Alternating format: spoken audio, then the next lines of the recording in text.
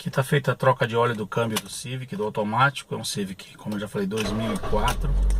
A gente vai sair só para dar uma volta com o carro, para ver se tá tudo ok. E também para verificar a respeito de uma queixa de barulho que provavelmente é proveniente da caixa de direção ou do óculos, né, da caixa. É o tuk-tuk do Civic.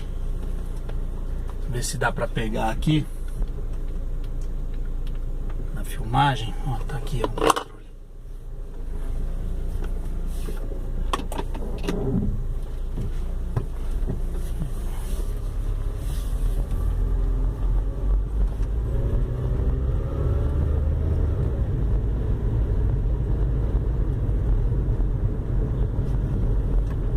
Ruidoso igual o nosso era, né? Isso, filha, já tá tudo errado a manobra. Fazer o que, né? Foco, né?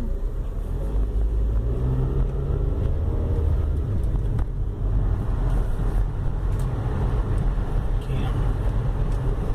Desligar o ar, senão Escuta.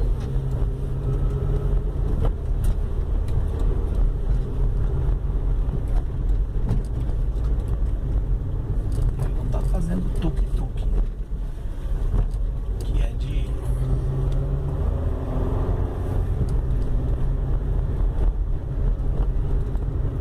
Isso aí que você sente mais quando passa em piso irregular, né? Ah, tá. Tá assim. Escutou aí? Dá pra sentir no pé. Dá, né? Esse tuk-tuk é da caixa, pegar por aqui que acho que tem mais irregularidades, sei lá.